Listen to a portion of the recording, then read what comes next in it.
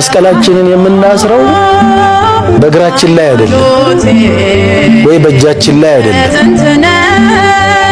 ምክንያቱም በእግራችን ላይ ብናስረው እግራችን ቢቆረጥ መኖር እንችላለን አይደል?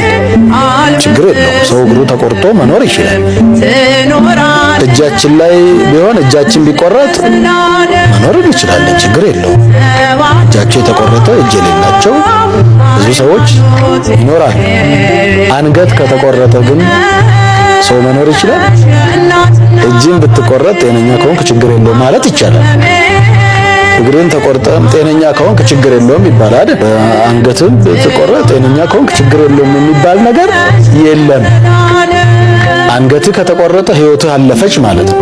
ለመስቀላችን ለሃይማኖታችን አንገታችንንም ቢሆን እንቆረጣለን፣ ሕይወታችንንም ቢሆን አሳልፈን እንሰጣለን ስንል ነው መስቀላችንን አንገታችን ላይ ተሸክመን የምንሄደው። አንደበቷ የጣፈጠ ልቅም ያለች እንዳለላት ደካማ ሆነብኝ ቃል መንገዷ ሁሉ ያማረ እኮ ነው፣ ውበት እኮ ነው። ብትከተላት እኮ ወስዳ ከህይወት እንጀራ የምታደርስ ብትከተላት ወደ ትንሣኤ የምታደርስ ልጇ መርታም እስቲ ኮከቡን እየተከተልክ ማርያም ወዳለችበት ሂድ። ያንን እውነተኛ ፀሐይ እኮ ታቅፈው ነው የምታገኘው። በድቅድቁ ጨለማ በሌሊት ታቅፈው ነው የሚገኘው። ወደ ድንግል ማርያም በእውነት እንገራችሁ እኔ ድንግል ማርያም ወዳለችበት የሚመሩኝ እግሮች ያማሩ ናቸው። ድንግል ማርያም ወዳለችበት የሚጠቁሙኝ ጣቶች የተባረኩ ናቸው። ስለ ማርያም የሚነግሩኝ አንደበቶች የጻፉ ጣቶች የነ አባ ጊዮርጊስ የነ ቅዱስ ኤፍሬም አንደበቶች ብሩካን ናቸው። ልኩበት ሂጂ፣ በወጣውበት ውጭ፣ ባደርኩበት እደሪ፣ ቀኝ እጅሽን በላይ ላይ አሳድሪብኝ፣ ጫኝብኝ ይላል። ወይ ጉድ! እንዲሁ እነዚያን እጆች አግኝቻቸው እውነቴን ነው ማምላክ እሳትን የታቀፈ እጅ እኮ ነው። ታቅፋለ የመጣችው እኮ መድኃኒት ነው። የሞት ፍሬ ይዛ እንዳይሆን አልመጣችው። እጇ መድኃኒትን የታቀፈ ነው። መድኃኒትን የታቀፈ እጅ ይገርማል እኮ። ሲርብህ እኮ ቁራሽ እንጀራ ይዘው የሚመጡ እጆችን እንዴት ተወዳቸዋለህ? መብረቅን የታቀፉ እነዚያ እጆች ምን ነው ባገኘናቸው።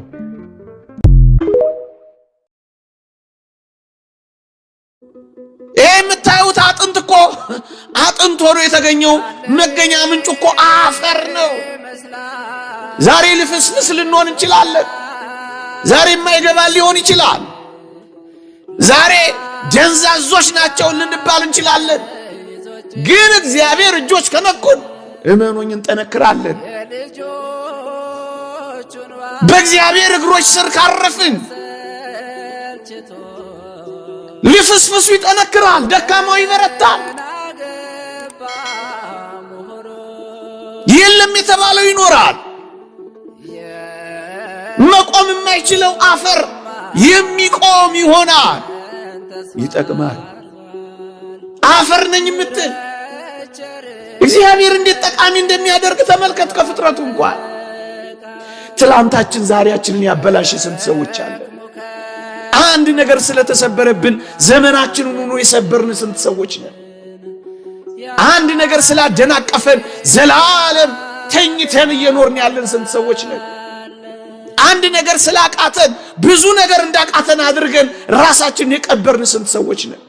ትላንታችን ተስፋ አስቆረጠን።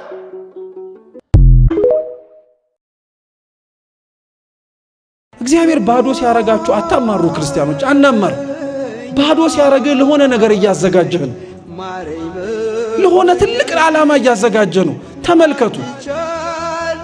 ሙሴን እኮ የበግ ጠባቂ አድርጎ ያስቀመጠው ለምን መሰላችሁ? በኋላ ላይ እስራኤላውያንን የሚመራ መሪ ስለሆነ በበጉ ያለማመደው እኮ ነው። በግ እኮ ስንት አይነት አመል አለው። አንዱ ልጋጥ ይላል፣ አንዱ ልኮብልል ይላል፣ አንዱ ይጋጫል፣ አንዱ ይማታል፣ አንዱ ጭቃ ውስጥ ይንከባለላል፣ አንዱ ውሃ ይጠጣል። ይሄንን ሁሉ የበግ አመል ሙሴን 50 ዓመት እንዲለማመድ አደረገው እግዚአብሔር። በ30 ዓመቱ ነው ከግብጽ የወጣው።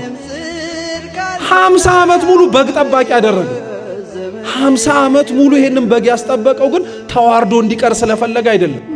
እንደ በግ የመሰላቸውን ህዝቡን መጠበቅ የሚችልበትን ጥበብ በበጎቹ ሊያስተምረው ስለፈለገ ነው።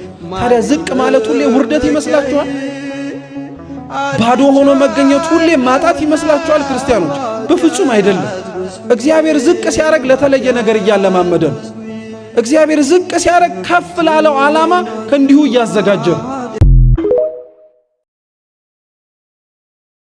እግዚአብሔር በሚሰጠው ጊዜ ይሰጣል። አትጨነቁ።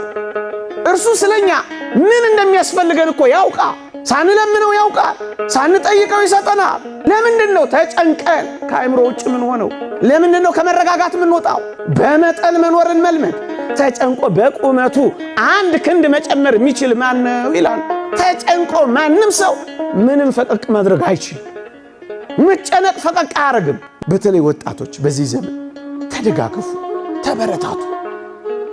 በተለይ ክርስቲያኖች እርስ በርሳችሁ ሶስት የምትበሉ ተጨንቀው የሚበሉት ላጡ አካፍሉ። ወገኖቼ ወደኛ የሚመጣ የየትኛውም ሀብት የኔና የናንተ ብቻ አይደለም። እደግመዋለሁ፣ የኔና የናንተ ብቻ አይደለም። እንድናከፋፍል ነው ለኔና ለናንተ የተሰጠ።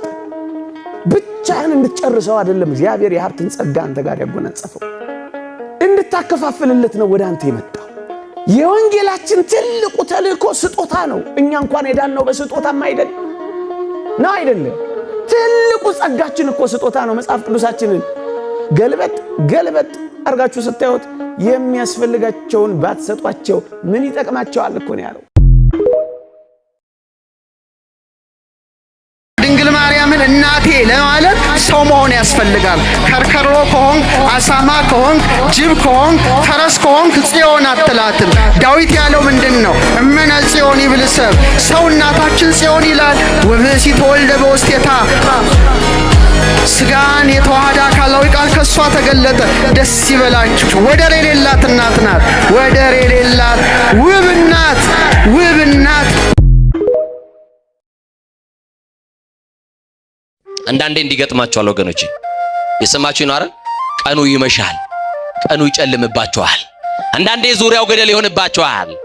አንዳንድ ጊዜ የምታውቁት መንገድ ሁሉ ይጠፋችኋል። አንዳንድ ጊዜ የምትይዙት የምትጨብጡት ሁሉ ግራ ይገባችኋል። ቀኑ ግን መሸ። ቀኑ ሲጨልም ግን መድኃኔዓለም አብሯቸው ነበረ። እሱ ካለ በኑሮ በረሃ ውስጥ አንፈራም። ማን ካለ? በኑሮ ሸለቆ ውስጥ የደረሰልሽ እሱ ብቻ ነው። ስትቸገሪ የደረሰልሽ እሱ ብቻ ነው። ስትታመም አልጋን ጥፎ ያስታመመ እሱ ብቻ ነው። በሐዘንህም ሰዓት መጥቶ እንባ የጠረገልህ እሱ ብቻ ነው። ማን ረዳህ? ማን አገዘህ እዚህ ለመድረስ? የትኛው ቤተሰብ ነው? የትኛው ዘመድ ነው ከጎኔ የቆመልህ? የማያልፉ የማይነጉ ምሽቶችን ከማን ጋር ነው ያሳለፍከው? እሱ ብቻ። እስቲ አማኑኤል ብቻ ደግፏችሁ እዚህ የደረሳችሁ፣ መድኃኔዓለም ብቻ ጠብቆ እዚህ ያደረሳችሁ አመስግኑት። እሱ ብቻ። እመኑኝ፣ እግዚአብሔር ብቻውን የተወው ሰው የለም። እግዚአብሔር ብቻውን የጣለው ሰው ከቶም ቢሆን በመጽሐፍ አላየንም፣ በአባቶቻችንም አልሰማንም። እኛ ነን ብቻችንን ይሆን እየመሰለን የተሸበርነው። እኛ ነን ብቻችንን ይሆን እየመሰለን የደነገጥነው። እኛ ነን ምን ዱብዳ የደረሰብን እየመሰለን የታወክነው እንጂማ እግዚአብሔር ፍጥረቱን ረስቶ አያውቅም። እግዚአብሔር በረድኤት ከፍጥረቱ ርቆ አያውቅም ወገኖቼ። እዚህ ነው እኔ ካንተ ጋራ እሄዳለሁ የሚለው ሙሴ። የትም እንሁን የት፣ በምንም እንኑር በምን፣ እግዚአብሔር አይረሳንም። ለዚህ ነው በመጽሐፍ አልተውሽም ከቶም ቢሆን አልጥልሽም የሚለው። ወገኖቼ በእጄ መዳፍ ቀርጬሻለሁና አልተውሽም የሚል ምንኛ የሚያጽናና ቃል ተጽፏል መሰላችሁ? ኦርቶዶክሳውያን እግዚአብሔር እንዴት ይተወናል? አልተውሽም እያለ ቃል ኪዳን እየገባ እንዴት ይተወናል ብላችሁ ታስባላችሁ? አብሬ ወጣለሁ እያለ እንዴት ይቀራል ብላችሁ ታስባላችሁ? እኔ ካንተ ጋር ነኝ እያለ እንዴት አድርጎ ይሸሻል ብላችሁ ትገምቱታላችሁ? እግዚአብሔር በቃሉ የታመነ ነው። እግዚአብሔር በኪዳኑ የጸና ነው። ይህንን የእግዚአብሔር ቃል እንመነው እንጂ ምን የሚለው አይረሳንም የሚለው እንኳን እኔና እናንተ ጠባ ለኪዳን መሸለ ቁርባን ባይገባን እንኳን የእግዚአብሔርን ቃል በፊቱ ተነጥፈን የምንሰማው እግዚአብሔር ፍጥረትን እንኳን እንዴት እያስተዳደረ እግዚአብሔር ምድርን እንዴት እንዳረሳ እንኳን አታዩ። እንዴት ይረሳናል? እንዴት ይተወናል? ለዚህ ነው አረሳሽም ከቶም ቢሆን አልጥልሽም በእጄ መዳፍ ቀርጬሻለሁና የሚለው። ጭንካር የተበሳበትን እንዴት ይረሳል? ዋጋ የከፈለበትን እንዴት ችላ ይላል? ይህ ምንኛን ያጽናና ቃል ነው። ኦርቶዶክሳውያን ከዚህ ጋር አብሮ ነው የሚሄደው።